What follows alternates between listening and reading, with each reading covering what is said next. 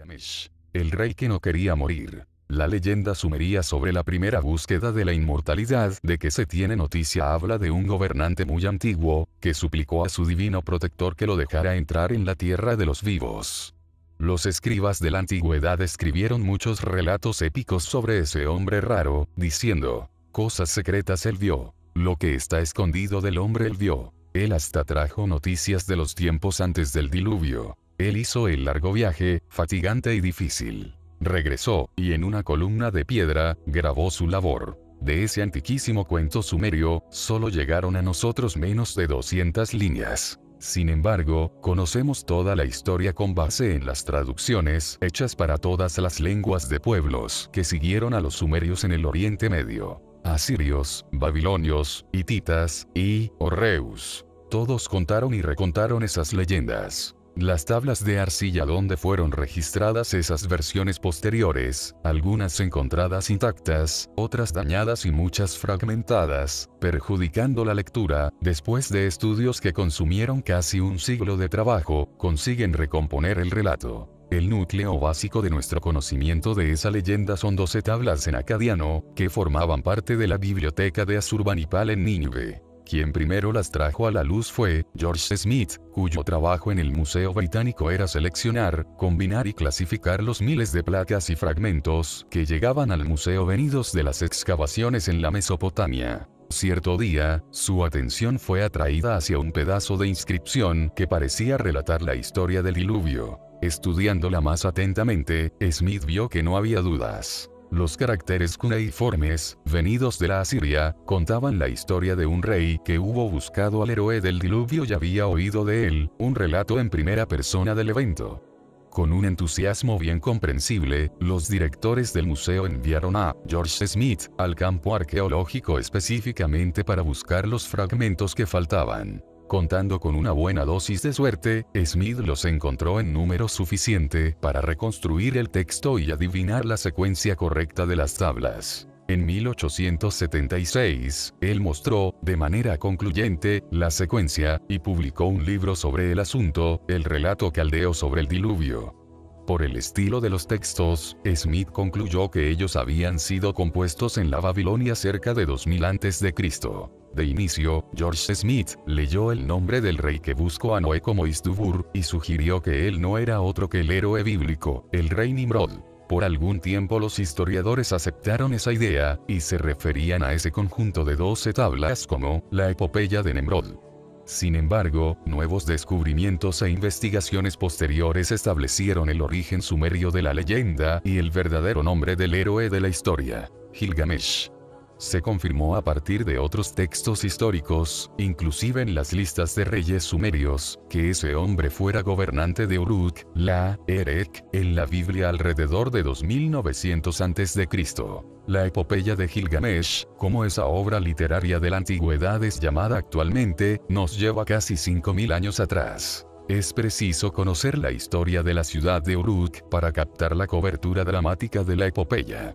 Confirmando las narrativas bíblicas, los registros históricos de la Sumeria también relataban que, después del diluvio, la realeza, dinastías reales, comenzó en Kish, y que fue transferida para Uruk, en resultado de las ambiciones de Ishtar, a quien no le gustaban sus dominios distantes de la Sumeria. De inicio, Uruk era solo la localización de un recinto sagrado, donde quedaba una morada, templo, de An, el Señor del Cielo, construida en lo alto de un enorme zigurate llamado Ian, que significa casa de An.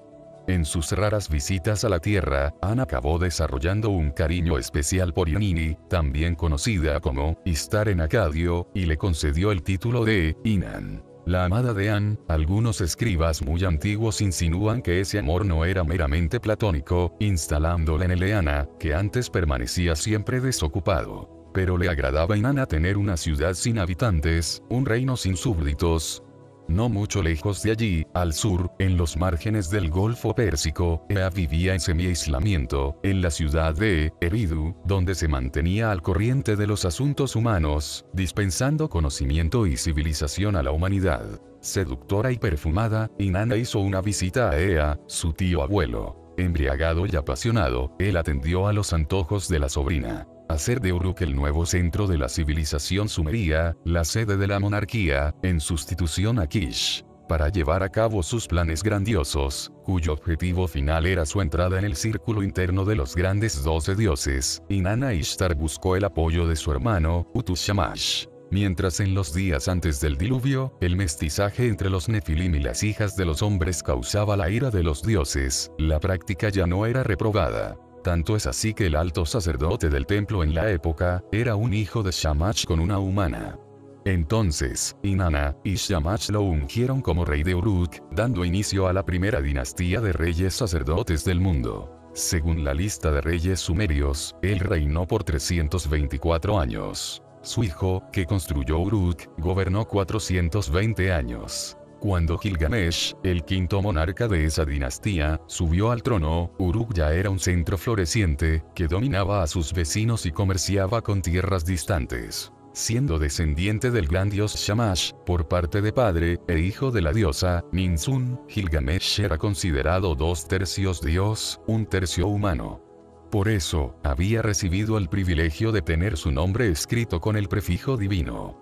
Orgulloso y seguro de sí mismo, Gilgamesh comenzó su reinado como un soberano benevolente y consciente, envuelto en las acostumbradas tareas de fortalecer las murallas de la ciudad, o embellecer el recinto del templo. Sin embargo, mientras más aprendía sobre la historia de los dioses y hombres, más se volvía pensativo, inquieto. Aún durante los momentos de diversión, sus pensamientos se volvían hacia la muerte. Él viviría tanto como sus ancestros semidivinos, en virtud de ser 2/3 dios, o el tercio humano prevalecería, determinándole el tiempo de vida de un mortal.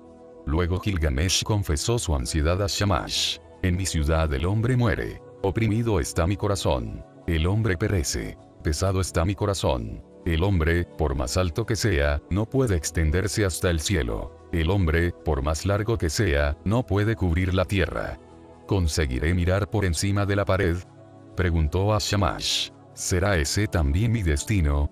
Evitando dar una respuesta directa tal vez porque Shamash no la sabía, Shamash intentó hacer que Gilgamesh aceptara su destino, fuera cual fuera, y gozara la vida mientras podía. Cuando los dioses crearon a la humanidad, compartieron con la muerte. La vida retuvieron para sí. Por lo tanto, prosiguió. Que quede llena tu barriga, Gilgamesh. Festeja día y noche. De cada día haz una fiesta de regocijo. Día y noche canta y danza.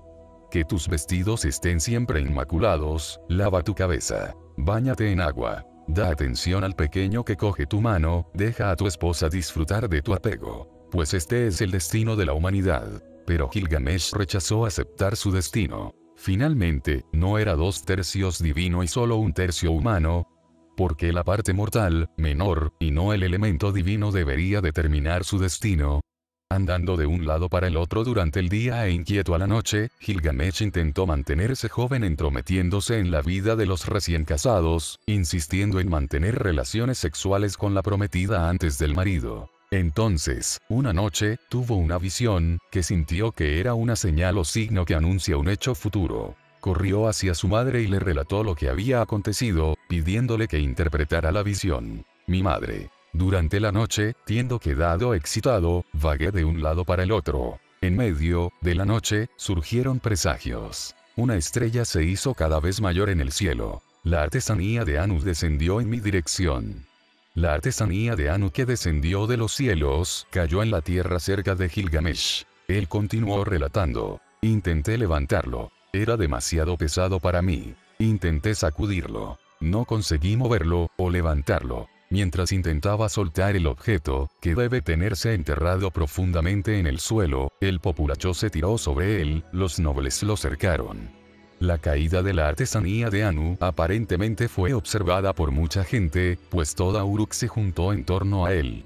Los héroes, los hombres fuertes, ayudaron al rey en sus esfuerzos para desplazar el objeto. Los héroes lo cogieron por abajo y yo lo estiré por la parte delantera.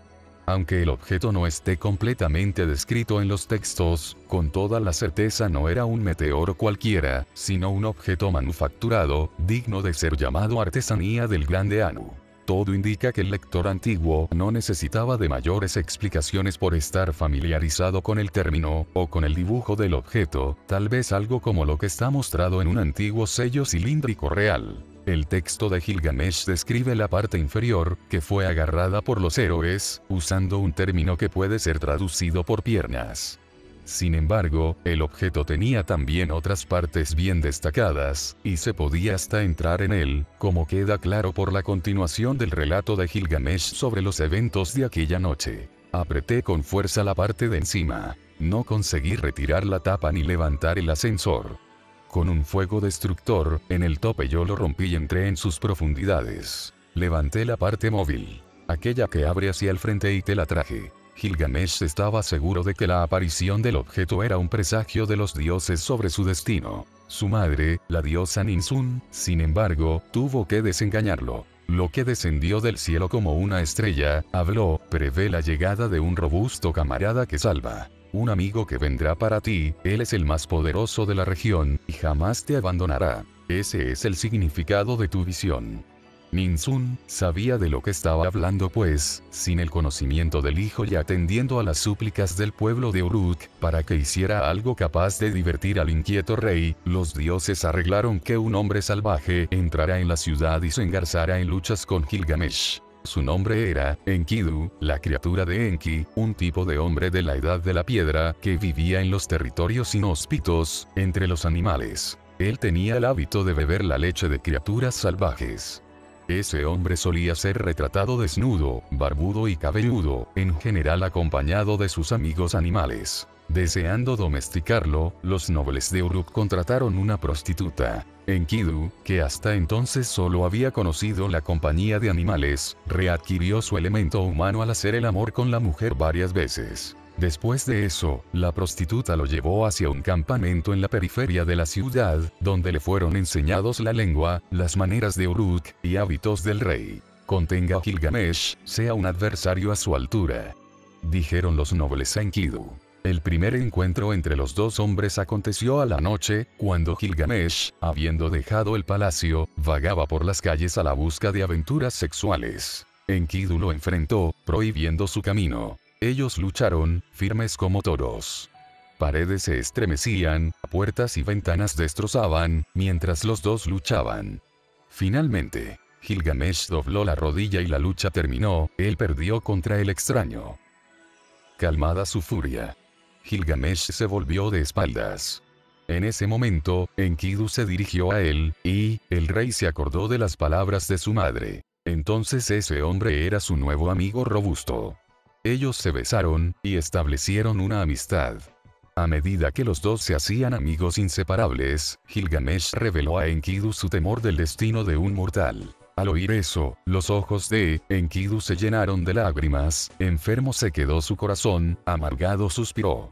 Después Enkidu dijo al amigo que había un modo de que él esquivara de su destino, forzando su entrada en la morada de los dioses. Allá, si Shamash y Adad lo apoyaban, los dioses podrían darle la condición de divinidad a la que tenía derecho. La morada de los dioses, contó Enkidu, quedaba en la montaña de los cedros.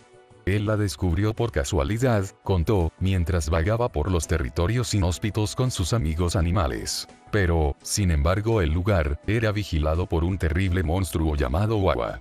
Yo lo descubrí, mi amigo, en las montañas, mientras vagaba con los animales salvajes. Por muchas leguas ella se extiende en el bosque. Yo entré en ella. Wawa está allá. Su rugido es como una inundación, su boca es fuego, su aliento es muerte. Él vigila el bosque de cedros, el ardiente guerrero, es poderoso, nunca descansa. Lo designó Enlil, para proteger el bosque de cedros, como un terror para los mortales. La tarea principal de Wawa era impedir a los mortales entrar en el bosque de cedros. Eso solo aumentó la determinación de Gilgamesh de ir a aquel lugar. Con toda certeza era allá donde él conseguiría unirse a los dioses y escapar de su destino de mortal. ¿Quién, mi amigo, puede escalar el cielo? Solo los dioses, yendo al lugar subterráneo de Shamash. Los días de la humanidad están contados, lo que consiguen es, sino el viento. Aún tú tienes miedo de la muerte, a pesar de tu poder heroico. Por lo tanto, déjame ir al frente, que tu boca me diga, avanza. No temas. El plan era este. Irían al lugar subterráneo de Shamash, en la montaña de los cedros, para conseguir escalar el cielo, como hacen los dioses. Aún el más alto de los hombres, como destacaba Gilgamesh antes, no consigue extenderse hasta el cielo. Pero ahora él por lo menos sabía dónde quedaba el lugar desde el cual el cielo podía ser escalado. Entonces cayó de rodillas y rezó a Shamash. Déjeme ir, oh Shamash. Mis manos están elevadas en oración, al lugar de aterrizaje, de la orden, cúbrame con tu protección. Infelizmente, la tabla que contiene el texto en cuestión está quebrada y se perdieron las líneas que contienen la respuesta del dios. Sin embargo, nos quedamos sabiendo que cuando Gilgamesh examinó su presagio, lágrimas escurrieron por su rostro. Aparentemente él recibió permiso de continuar, pero por su cuenta y riesgo. Gilgamesh decidió proseguir y luchar contra Wawa sin el auxilio del dios. Si yo fracasara, dijo, el pueblo se acordará de mí. Gilgamesh, dirán, cayó luchando con el feroz Wawa. Y continuó. Pero, si yo tuviera éxito, obtendré un Shem, el vehículo con el cual se alcanza la eternidad. Mientras Gilgamesh ordenaba la producción de armas especiales para luchar contra Wawa, los consejeros de Uruk intentaron disuadirlo de la empresa. Aún eres joven, Gilgamesh. ¿Por qué arriesgarse a encontrar la muerte en una aventura imprevisible, donde no sabes lo que conseguirás? Reuniendo todas las informaciones disponibles sobre el bosque de cedros y su guardián, alertaron el rey. Oímos que Wawa está construido de una forma muy impresionante. ¿Quién es capaz de enfrentar sus armas? Desigual es la lucha con la máquina de atacar Wawa. Pero Gilgamesh solo miró hacia atrás, sonriendo para su amigo. Los rumores de que Wawa era un monstruo mecánico, una máquina para atacar, que está maravillosamente construido, solo sirvieron para aumentar su creencia de que él sería fácilmente controlado por las órdenes de los dioses Shamash y Adad. Sin embargo, como no hubo obtenido de Shamash una clara promesa de auxilio, decidió recurrir a su madre. Uno junto al otro, agarrándose de la mano, Gilgamesh y Enkidu, fueron al gran palacio, a la presencia de Ninsun, la gran reina. Gilgamesh se adelantó al entrar en el palacio. Oh, Ninsun, decidí hacer un largo viaje, al lugar de Wawa. A una batalla incierta iré a enfrentar. Tierras desconocidas recorreré. Oh, madre, reza tú a Shamash en mi nombre. Ora por mí. Atendiendo al pedido, Ninsun entró en su cámara, vistió el traje que asienta en su cuerpo, el adorno que asienta en su pecho, la tiara que asienta su cabeza. Enseguida, alzó las manos en plegaria para Shamash, y colocó toda la carga de la aventura sobre él. Dijo, hablando retóricamente porque, habiéndome dado a Gilgamesh como hijo tú lo dotaste de un corazón inquieto, y ahora tú lo influenciaste a emprender una larga jornada, al lugar de Wawa. Dicho eso, Ninsun pidió la protección del dios para su hijo, hasta él alcanzar el bosque de cedros. Hasta él matar el feroz Wawa. Hasta el día en que fuera y volviera. Cuando la población de la ciudad supo que su rey iría al lugar de aterrizaje, se aproximó a él, deseándole éxito. Los consejeros fueron más prácticos. Deja que Enkidu vaya al frente. Él conoce el camino, en el bosque, que él penetre en las tierras de Wawa, el que va al frente, salva a tu compañero. Ellos también invocaron las bendiciones de Shamash. Que Shamash te conceda tu deseo. Lo que tu boca habló, que él muestre a tus ojos. Que él abra para ti el camino prohibido, el camino revele para tus pasos, la montaña derrumbe para tus pies. Ninsun dijo algunas palabras de despedida. Volviéndose hacia Enkidu, le pidió proteger Gilgamesh. Aunque no hayas salido de mi vientre, aquí te adopto para cuides al rey como tu hermano. Enseguida, colocó su emblema en el cuello de Enkidu. Y los dos amigos partieron para su peligrosa aventura. La cuarta tabla de la epopeya de Gilgamesh es dedicada a la jornada de los dos amigos por el bosque de cedros. Desafortunadamente ella está tan quebrada que, a pesar del descubrimiento de fragmentos paralelos en lengua hitita, es imposible montar un relato coherente. Está claro, sin embargo, que ellos viajaron por mucho tiempo, dirigiéndose al este. De tiempo en tiempo, Enkidu intentaba persuadir Gilgamesh de desistir de la aventura. Wawa, él habló. Él puede oír una vaca caminando a 60 leguas de distancia. Su red alcanza lejos. Su rugido cubre todo en el lugar donde se hace la subida hasta Nippur. La debilidad se apodera de quien se aproxima a los portones del bosque. Volvamos, rogó. Pero el rey no quería abandonar la aventura que se había empezado. A la montaña verde los dos llegaron. Sus palabras fueron silenciadas. Ellos se inmovilizaron. Parados, contemplaron el bosque. Miraron la altura de los cedros, miraron la entrada del bosque. Donde Wawa solía moverse, rectos eran los cominos, un camino ardiente. Ellos contemplaron la montaña de los cedros, la morada de los dioses, la encrucijada de Ishtar. Impresionados y cansados, los dos se acostaron para dormir. En medio de la noche, se despertaron. ¿Tú me despertaste?, preguntó Gilgamesh a Enkidu. No, dijo él. Se habían vuelto a dormir, cuando Gilgamesh de nuevo despertó al amigo. Vi algo asombroso, afirmó, aunque no tengo certeza de si estaba durmiendo o despierto. En mi visión, mi amigo, el suelo alto desmoronó. Me tiró al suelo, prendió mis pies. La mirada era dominadora. Un hombre surgió. El más bello del país era él. Me quitó debajo el suelo desbarrancado. Me dio agua para beber. Mi corazón se aquietó. En el suelo colocó mis pies. ¿Quién sería ese hombre? El más bello del país, quien sacó a Gilgamesh debajo del deslizamiento de tierra. ¿Qué sería aquella mirada dominadora que hubo acompañado el deslizamiento de tierra?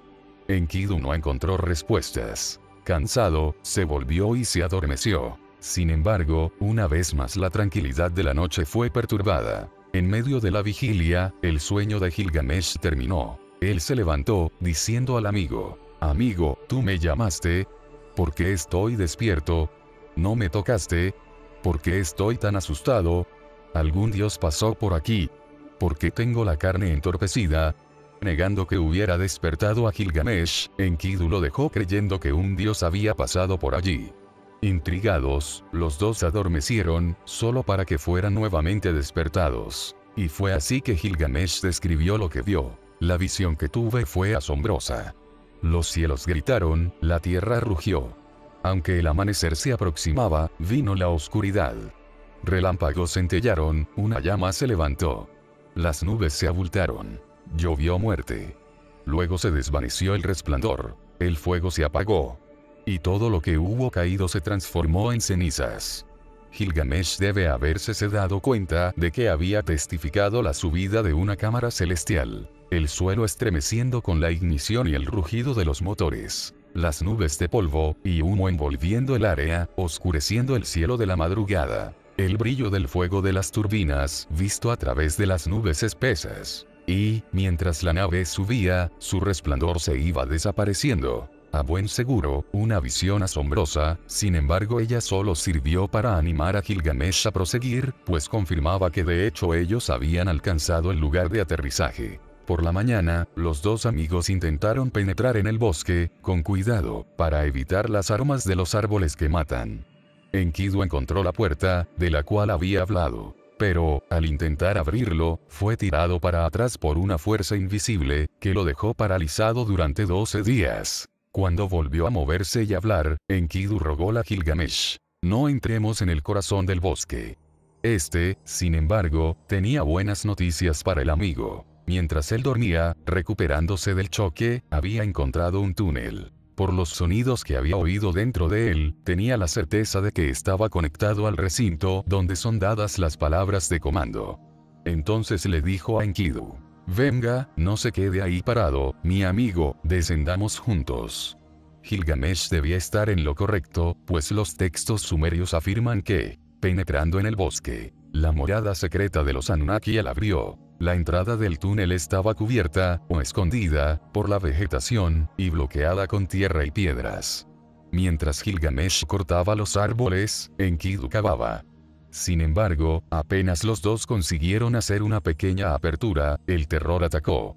Wawa oyó el ruido, y se enfureció.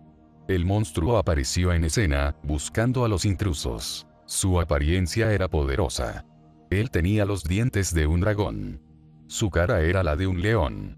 Su llegada fue como una inundación aproximándose. Más aterrador era su rayo brillante, que salía de su frente, devorando los árboles y arbustos. De su fuerza mortal, nada escapaba. un sello cilíndrico sumerio nos muestra a un rey, Gilgamesh y Enkidu, al lado de un robot mecánico, a buen seguro el monstruo con rayos mortales de la epopeya. Parece, por los fragmentos de texto, que Wawa conseguía armarse con 7 capas. Pero, cuando llegó a la escena, solo una él vestía. Viendo en eso su oportunidad, los dos amigos intentaron prepararle una trampa. Cuando el monstruo se volvió para enfrentar a los intrusos, el rayo mortal que le salía de la cabeza hizo un camino de destrucción. En el momento oportuno, llegó la ayuda de los cielos. Viendo la situación en que se encontraban los dos amigos, de los cielos habló el divino Shamash. Avisándoles que no intentaran huir, aconsejó: lleguen muy cerca de Wawa. Entonces el dios convocó un conjunto de vientos fuertes que golpearon en los ojos de Wawa y neutralizaron su rayo. Como Shamash pretendía, los rayos desaparecieron, el brillo se apagó. Luego el monstruo estaba inmovilizado. Él no conseguía moverse, ni para el frente ni para atrás. Fue entonces que Gilgamesh y Enkidu lo atacaron. Enkidu golpeó al guardián, Wawa, haciéndolo caer al suelo. Los cedros a lo largo de una distancia de 2 leguas se estremecieron, tan fuerte fue la caída del monstruo. Entonces Enkidu lo mató. Alegres con la victoria, pero exhaustos de la batalla, los dos camaradas se detuvieron a descansar al borde de un riachuelo. Gilgamesh se desnudó para lavarse. Él tiró lejos su ropa sucia y se puso las limpias. Envolvió su cuerpo con una túnica rayada, se la amarró con una faja. No había motivo para prisa. El camino para la morada secreta de los Anunnaki ya no estaba bloqueada. No sospechaba Gilgamesh que el antojo de una mujer desharía pronto su victoria. Aquel lugar, mencionado antes en la epopeya, era la encrucijada de Ishtar. La diosa solía usar ese lugar de aterrizaje. Ella, como Shamash, debía haber visto la batalla, tal vez desde su cámara celestial, alada, como es mostrada en un sello hitita. Viendo a Gilgamesh desnudarse y bañarse, Ishtar levantó los ojos hacia la belleza de Gilgamesh. Aproximándose al rey, ella no midió palabras para expresar lo que le pasaba por la mente. Ven, Gilgamesh, sé mi amante. Concédame el fruto de tu amor. Tú serás mi hombre, y yo seré tu mujer. Prometiendo coches de oro, un palacio magnífico, soberanía sobre otros reyes y príncipes. Ishtar estaba segura de que había seducido a Gilgamesh. Sin embargo, al responder, él destacó que no tenía nada para ofrecer en pago de los favores de una diosa. Y, en cuanto al amor de Ishtar, ¿cuánto sería su duración? A la corta. O a la larga. Dijo, ella se libraría de él. Como un zapato que aprieta el pie de su dueño. Recitando la lista de los hombres con quienes Ishtar se había acostado, Gilgamesh rechazó sus favores. Furiosa Ishtar por la ofensa de Gilgamesh, la diosa pidió a Anu mandar al toro del cielo para atacar al rey. Atacados por el monstruo celeste, Gilgamesh y Enkidu se olvidaron del objetivo de su misión y corrieron para salvarse. Ayudándolos a huir en dirección de Uruk, Shamash permitió que cubrieran la distancia de 1 mes y 15 días en solo 3 días. Sin embargo, en la periferia de la ciudad, al borde del río Éufrates, el toro del cielo los alcanzó. Cuando él resopló, 2 hoyos se abrieron en el suelo, lo bastante grandes para contener 200 hombres cada uno. Enkidu se cayó en uno de ellos, pero consiguió saltar hacia afuera, y mató al monstruo. No se sabe de cierto lo que era el toro del cielo. El término sumerio Gudana también podía significar el atacante de Anu, o sea, su misil crucero. Los artistas de la antigüedad, fascinados con el episodio, frecuentemente retrataban a Gilgamesh o Enkidu luchando con un toro de verdad, con Ishtar, y a veces Adad, asistiendo. Pero, a partir del texto de la epopeya, queda claro que el arma de Anu era un objeto mecánico, hecho de metal y equipado con 2 pinzas, los cuernos, que, según la descripción, eran fundidos de 30 minas de lapislázuli, cada uno de ellos con un revestimiento de 2 dedos de espesor. Algunos dibujos muestran un toro mecánico de ese tipo descendiendo de los cielos. Derrotado el toro del cielo, Gilgamesh llamó a los artesanos y a los armeros para que vean el monstruo mecánico y lo desarmen. Entonces, triunfantes, él y Enkidu fueron a dar homenaje a Shamash. Pero, Ishtar, en su morada, emitió un grito de lamentación. Mientras, en el palacio, Gilgamesh y Enkidu descansaban de los festejos que habían durado toda la noche. Los dioses supremos, en la morada de los dioses, consideraban las quejas de Ishtar. Y Anu dijo a Enlil: como al toro del cielo, y Aua ellos han matado, ambos deben morir. Enlil, sin embargo, contestó: Enkidu deberá morir, Gilgamesh no. Entonces Shamash intervino. Finalmente, él había contribuido a los acontecimientos. ¿Por qué, Enkidu, el inocente, debería morir? Mientras los dioses deliberaban, Enkidu cayó en un coma. Afligido y preocupado, Gilgamesh andaba de un lado para el otro donde su amigo yacía, inmóvil. Lágrimas amargas le escurrían por la cara. Sin embargo, a pesar de la tristeza que sentía por el compañero, sus pensamientos solo giraban en torno a su constante ansiedad. Un día, tal como Enkidu, también yo moriré como él. Después de tantos esfuerzos, tendría el fin de un mortal cualquiera.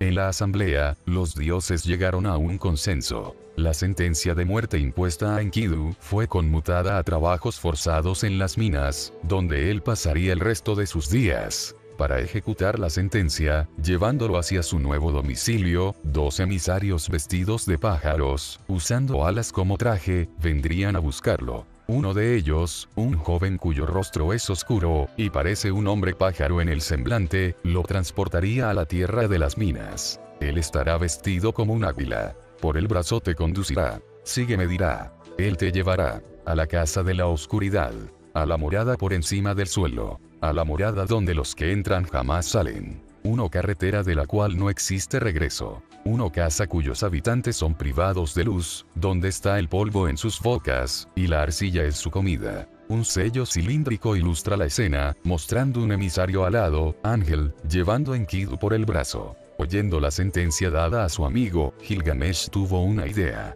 No muy lejos de la tierra de las minas, le habían informado que daba la tierra de los vivos, un lugar a donde los dioses llevaban a los humanos, que recibían el regalo de la eterna juventud. Ese lugar era la morada de los antepasados bendecidos por los dioses con las aguas purificadoras. Allá, compartiendo la comida y bebida de los dioses, residían príncipes reales que habían gobernado en los tiempos de antaño. Como Anu y Enlil, ellos son servidos de carnes condimentadas con aceites, agua fresca les es servida. ¿No sería ese el lugar al cual había sido llevado el héroe del diluvio, Siusudrautnapishtimnoe, de donde Etana había ascendido al cielo? Y así fue que el señor Gilgamesh decidió partir para la tierra de los vivos.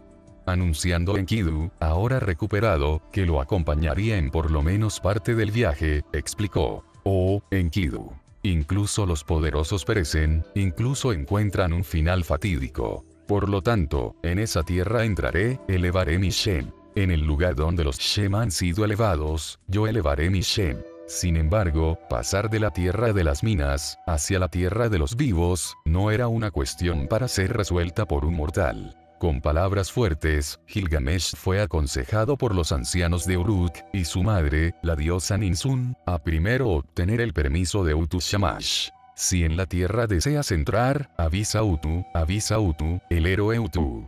Él es el encargado de la tierra. La tierra alineada con los cedros es gobernada por Utu. Avisa a Utu.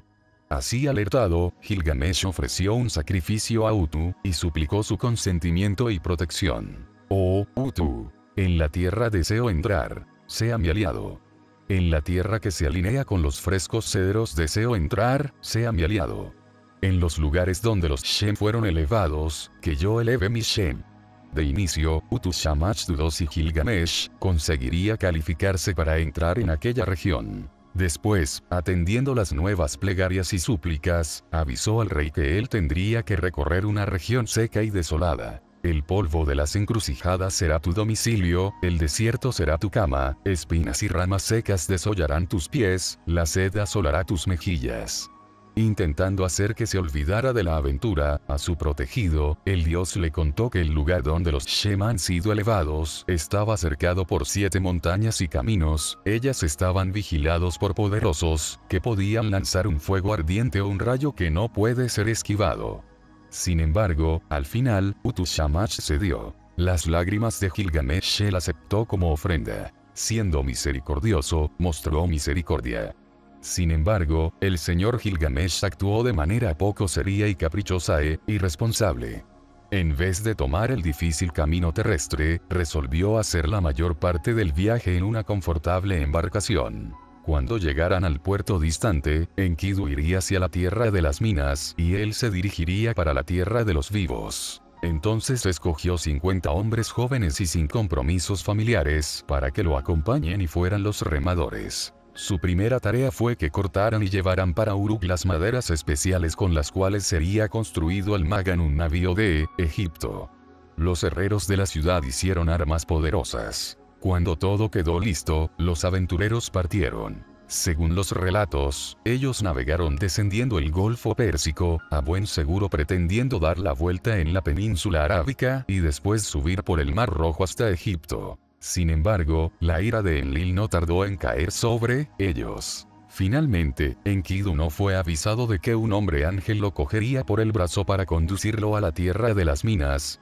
Como entonces estaba navegando con el inquieto Gilgamesh en una galera real, acompañado de 50 hombres armados. Al atardecer, Utushamash, que debe haber asistido con gran preocupación a la partida de los dos amigos, está observando bien derecho con la cabeza en alto. Las montañas a lo largo de la costa distante se hicieron oscuras, sombras se esparcieron sobre ellas. Entonces, parado al lado de la montaña, había alguien que, como Uwa, podía emitir rayos de los cuales nada escapaba. Él parecía un toro de la gran casa de la tierra. Todo indica que se trataba de una torre de vigilancia. Ese toro temible vigilante tuvo que haber visto a la nave y sus pasajeros, pues Enkidu fue tomado por el miedo. «Volvamos para Uruk», suplicó. Pero Gilgamesh no le puso atención. Mandó que el barco fuera dirigido a tierra, determinado a luchar contra el vigilante. «Lucharé contra ese hombre, y aunque fuese un dios». En ese instante, hubo una calamidad. El triple tejido que cubre la vela se rompió. Como empujada por una mano invisible, la galera volcó, e inmediatamente se hundió. Gilgamesh y Enkidu consiguieron nadar hasta la orilla de la playa. Al mirar hacia el mar, vieron la embarcación naufragada con la tripulación aún en sus puestos, los 50 hombres pareciendo increíblemente vivos en la muerte. Después de la embarcación se había hundido, en el mar se había hundido, al fin de la tarde en que el barco Magan se había hundido, después del barco, cuyo destino era el Magan, se había hundido, dentro de él, como si aún estaban vivas, estaban sentados aquellos nacidos de un vientre. Los dos amigos pasaron la noche en la playa desconocida, discutiendo sobre qué camino deberían tomar. Gilgamesh continuaba determinado a alcanzar la tierra. Enkidu dijo que mejor volvieran a la ciudad Uruk. Luego, sin embargo, Enkidu se deprimió. Gilgamesh lo exhortó a agarrarse a la vida. «Mi querido y débil amigo», lo llamó cariñosamente, «yo lo llevaré hacia la tierra». Sin embargo, la muerte, que no hace distinciones, no pudo ser evitada. Durante 7 días y 7 noches Gilgamesh lloró a Enkidu, hasta que un gusano salió de su nariz. Al principio Gilgamesh anduvo sin rumbo. Por su amigo, Enkidu, Gilgamesh llora amargamente mientras vaga por el desierto, con dolor en el estómago, por temor a la muerte, vaga por el desierto. De nuevo el rey se preocupaba por su destino temiendo la muerte, preguntando: «Cuando yo muera, ¿quedaré como Enkidu?».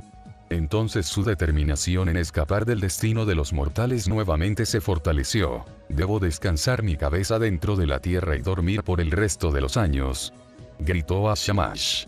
«Permite que mis ojos contemplen el sol, que yo me llene de luz». Determinando su curso por el movimiento del sol, para la vaca salvaje, para Utnapishtim, hijo de Ubartutu, él tomó el camino. Gilgamesh caminó por tierras vírgenes, sin encontrar ningún hombre, buscando comida. ¿Qué montañas subió, qué ríos atravesó? Nadie sabe, registraron tristemente los escribas. Después de mucho tiempo, como relatan las versiones de la epopeya encontradas en Nínive, y en excavaciones arqueológicas hititas, Gilgamesh se habituó. Él estaba llegando a una región dedicada a Sin, el padre de Shamash. Cuando alcanzó un camino durante la noche, Gilgamesh vio leones y sintió miedo. Él levantó la cabeza hacia Sin, y oró: «Que mis pasos sean dirigidos para ese lugar, a donde los dioses rejuvenecen, que me preserven». En la noche, mientras dormía, él se despertó de un sueño que interpretó como un presagio de Sin, avisándole de que iría a regocijarse en la vida. Animado, Gilgamesh como una flecha descendió entre los leones. Su batalla con las fieras fue ampliamente retratada, no solo en la Mesopotamia sino en todos los países de la antigüedad, incluso en Egipto. Al amanecer, Gilgamesh atravesó un camino. Allá debajo, a la distancia, avistó una gran extensión de agua, como un enorme lago, impulsado por largos vientos. En la llanura junto a ese mar interior, avistó una ciudad protegida por una muralla. Allá quedaba el templo de Sin. Afuera de la ciudad, junto al mar en la bajada, Gilgamesh vio una taberna. Aproximándose a ella, encontró a Siduri, la cervecera, que cogía un jarro y un plato sencillo cocido de granos de avena dorado. Pero, al avistar al recién llegado, la mujer se asustó con su apariencia. Actuando de manera bien comprensible, la cervecera cerró la puerta, prohibió la entrada. Con gran esfuerzo, Gilgamesh la convenció de su verdadera identidad y buenas intenciones, contándole sobre sus aventuras y el propósito de su viaje. Después que Siduri le permitió descansar, beber y comer, Gilgamesh se mostró ansioso por continuar. ¿Cuál es el mejor camino para la tierra de los vivos? Quiso saber. ¿Sería preciso dar la vuelta en el mar interior para alcanzar las montañas, o él podría acortar la jornada, atravesando las aguas? Ahora, cervecera, ¿cuál es el camino? ¿Cuáles son sus caminos? Deme su ubicación. Si fuera adecuado, por el mar yo iré. Si no, la ruta terrestre cogeré. Acontece que la elección no era así tan simple, pues el mar que Gilgamesh tenía delante de sí era el mar de la muerte. La cervecera dijo a él, Gilgamesh, es imposible atravesar el mar, Gilgamesh. Hace mucho tiempo que nadie viene del otro lado del mar. El valiente Shamash lo atravesó. Mas, no siendo Shamash, ¿quién puede atravesarlo? Dolorosa es la travesía, desolado el camino. Estériles son las aguas de la muerte que él contiene. ¿Cómo entonces, Gilgamesh, pretendes atravesar el mar? Gilgamesh no respondió, y Siduri prosiguió, revelándole que tal vez podría haber un medio para que él atravesara las aguas de la muerte. Gilgamesh. Existe Ur-Zanabi, el barquero de Utnapishtim. Con él están las cosas que flotan, en el bosque, él recoge las cosas que pegan. Vaya, déjalo contemplar tu rostro. Si fuera adecuado, contigo él atravesará. Si no, tú volverás. Siguiendo las indicaciones de la cervecera, Gilgamesh encontró a Ur-Zanabi, el barquero. Después de un largo interrogatorio, donde el rey tuvo que decir quién era, cómo había llegado hasta allí, y a dónde pretendía ir, el barquero lo consideró digno de sus servicios. Usando varas delgadas, los dos impulsaron la balsa por el mar. En 3 días, dejaron atrás el pasar de 1 mes y 15 días, o sea, hicieron el trayecto que por tierra llevaría 45 días. Entonces Gilgamesh llegó a Tildemun, la tierra de los vivos. ¿Qué camino deberé tomar ahora? Preguntó Gilgamesh. Ur-Zanabi le dijo que él tendría que llegar a una montaña. El nombre de la montaña es Masu.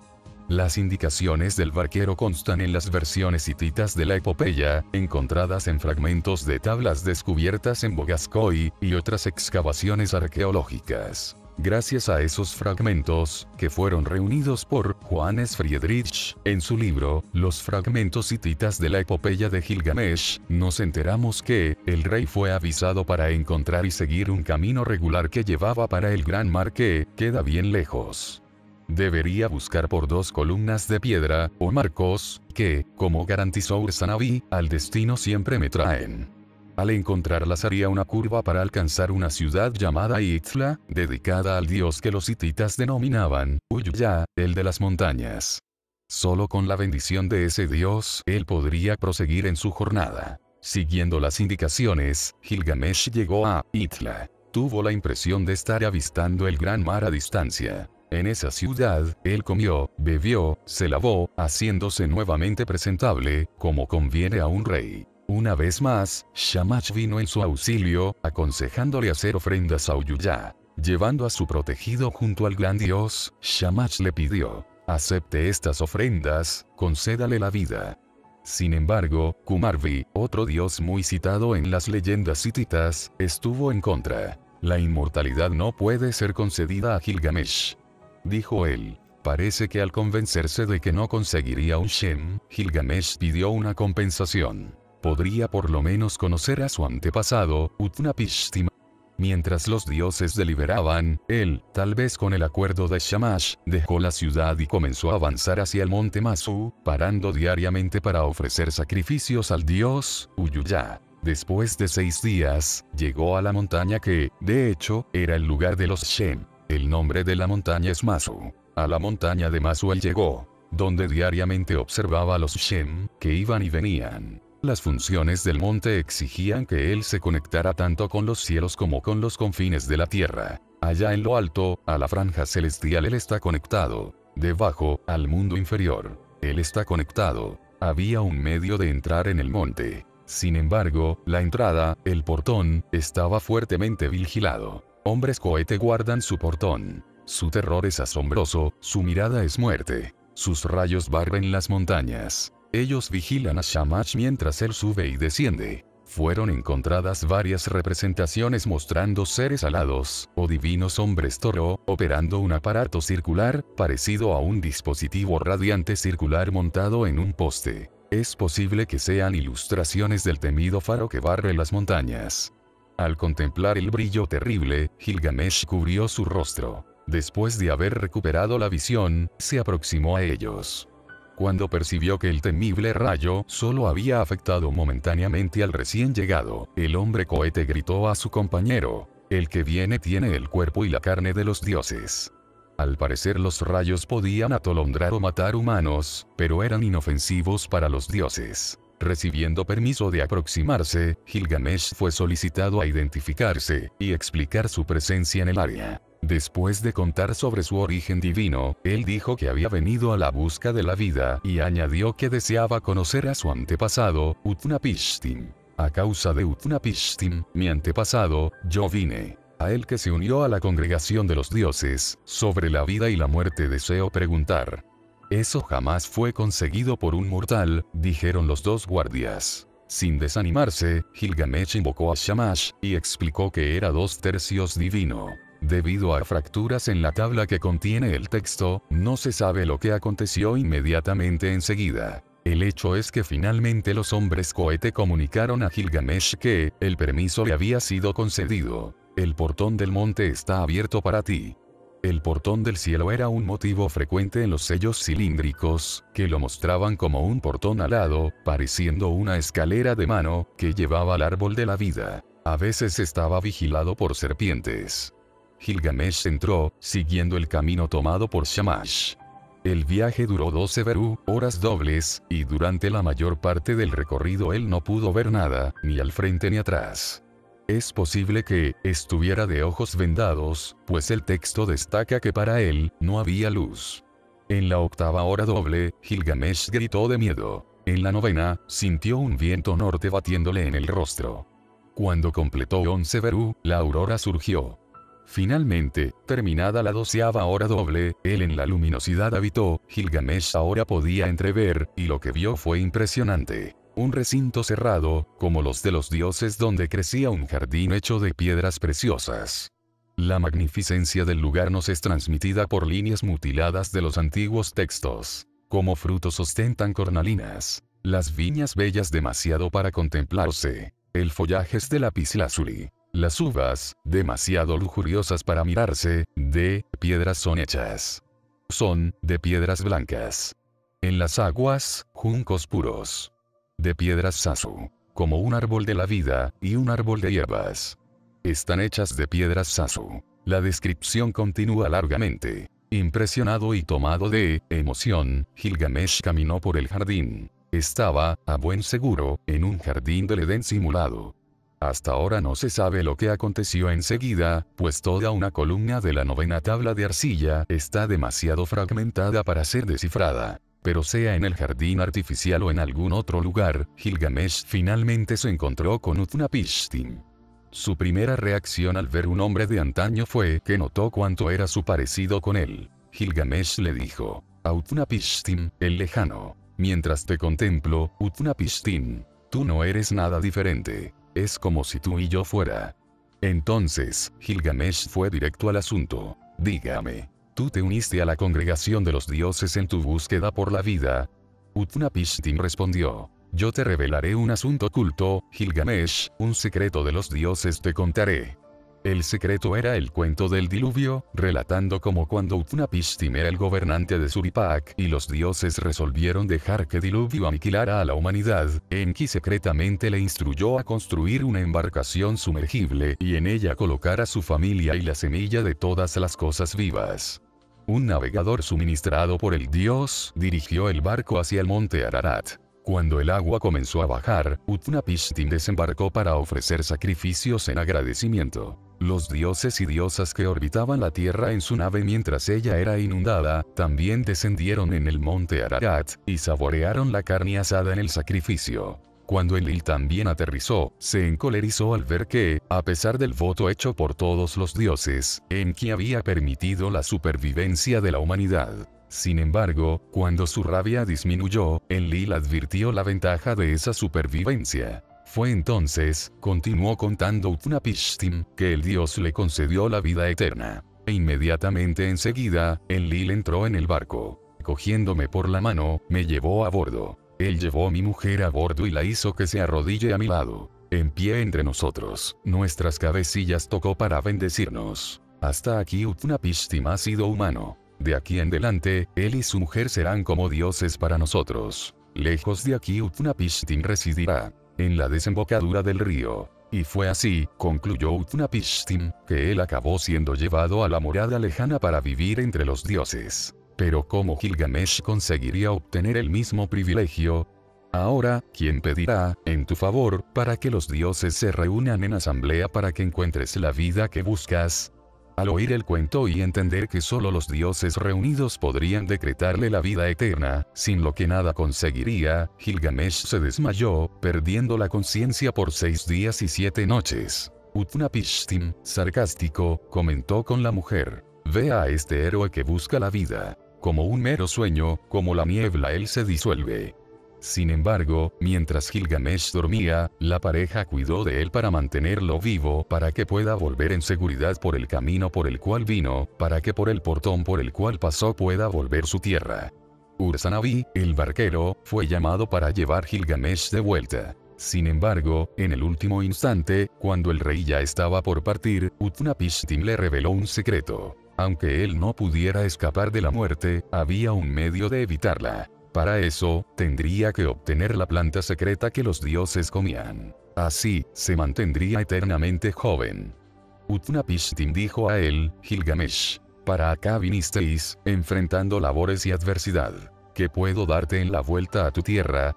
Yo te revelaré, oh, Gilgamesh, una cosa secreta. Un secreto de los dioses te contaré. Existe una planta, sus espinas son como una enredadera de fresa espinosa. Si tus manos ellas pincharán, si ellas la planta obtuvieran, nueva vida encontrarás. La planta, nos enteramos por lo que aconteció enseguida, crecía sumergida. Ni bien Gilgamesh oyó eso, abrió el caño de agua. Amarró piedras pesadas en los pies. Ellas lo estiraron hacia el fondo. Entonces él vio la planta. Tomó la planta, aunque pincharan sus manos. Cortó las pesadas piedras amarradas a sus pies. La segunda lo lanzó de vuelta para donde estaba. Mientras volvía con Ur-Zanabi, el barquero, Gilgamesh le dijo, triunfante: Ur-Zanabi, esta planta es única entre todas las plantas. Con ella, un hombre puede recuperar todo el vigor.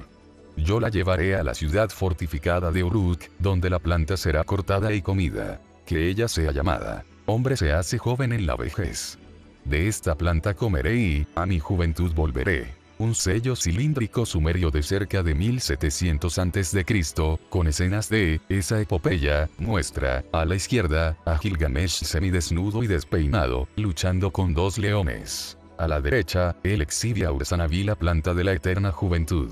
En el centro, un dios coge una extraña arma, o herramienta en forma de espiral. El destino, como aconteció en tantos casos durante los milenios y siglos que siguieron, intervino. Mientras los viajantes se preparaban para la noche, Gilgamesh vio un pozo cuyas aguas eran frescas. Descendió hasta él para bañarse. Entonces vino la desgracia. Una culebra olió el perfume de la planta, llegó y se llevó la planta. Enseguida, Gilgamesh se sienta y llora, las lágrimas escurriéndole por el rostro. Él coge la mano de Ur-Zanabi, el barquero, para quien mis manos han trabajado, para quien agoté la sangre de mi corazón. Para mí no obtuve el regalo. A una serpiente, el regalo le concedí.